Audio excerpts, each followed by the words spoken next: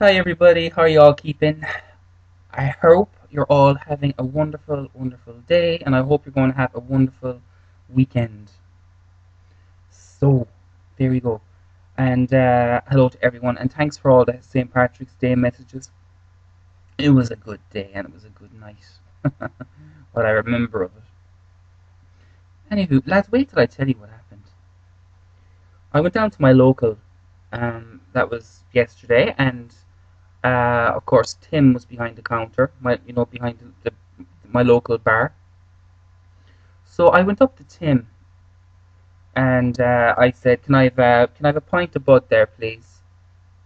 And he's standing there and he's like this.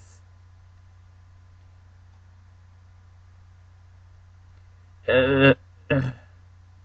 So I said, "Can I have a pint of bud?" And he said, "Oh God, don't bother me with drink." So I said, "Okay." He said, "Don't bother me with drink. Go round the bar yourself. Pull the pint yourself." So I said, "Fair enough." I went behind the bar and I pulled myself a nice pint, and I put the money on the counter for him, and he said, "Oh God, don't bother me with money. Put the money in the cash register yourself." So I said, "Grand, fair enough. I can be." So I put the money into the cash register, and I took out quite a bit of change now. Like I wasn't going to go starving myself for nothing. So that was grand. So I sat there with the pint in front of me, and I said, "So how's everything with you? Any news?"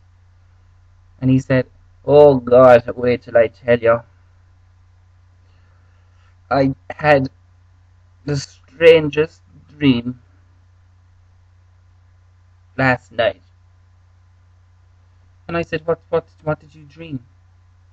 And he said, "I dreamt that Padre Pio appeared to me, and he appeared down at the end of the bed, and right in front of him there were six numbers, and I know that those numbers were for the lottery. They were the winning numbers that he was showing me. So I got up, and later on in the day, I got I got my lottery thing, my ticket, and I wrote down the numbers on the ticket, and I sent the wife down, and I said to the wife, "You hurry on, go down to the shop with the tickets, the lottery tickets. You've got 20 minutes. You've 20 minutes to get there, woman." So I gave her the ticket. She went down, and didn't she meet Mary O'Neill on the way? And she stood talking to Mary O'Neill for a half an hour. A half an hour. And the ticket and me having the six numbers. And by the time she got to the ticket shop, it was closed. I had six winning numbers, and the shop was closed. So I said to him, "Jesus God Almighty, do you know something? If that happened to me, I'd cut me bloody throat." And he said, "Why do you think I'm holding me head?"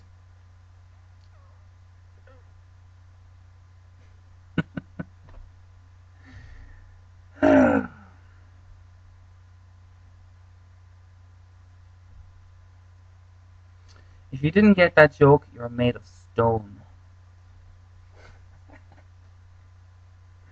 Oh, lads. I just thought I'd cheer you up.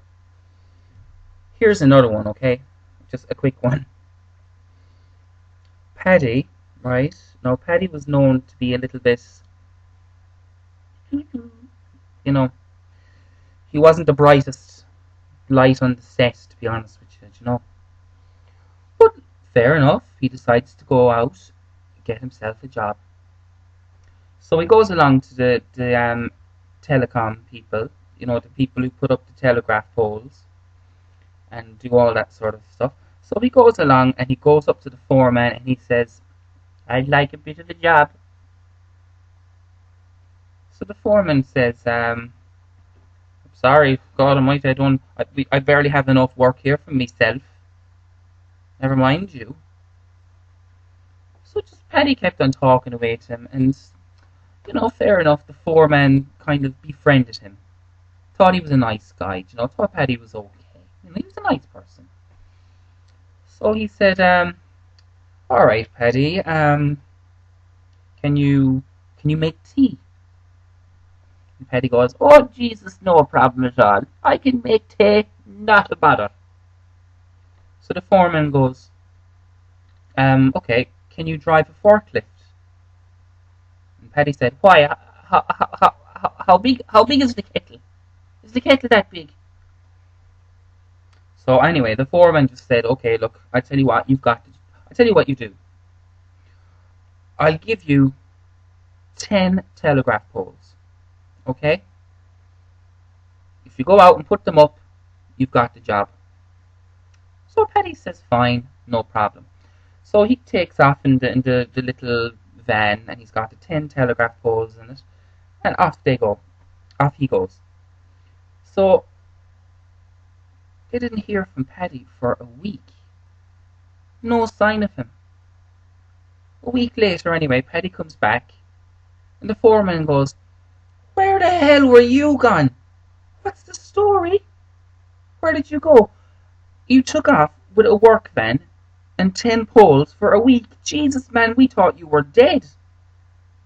Where were you? What were you doing?" And Paddy says, "I was putting up the telegraph poles." So the foreman said, "How many did you put up?" And Paddy says, "Two." The foreman said, there's men here that can put up 20 telegraph poles in a single day." And Paddy says, "I know that. I understand that. But did you see how high up off the ground they left their telegraph poles sticking?"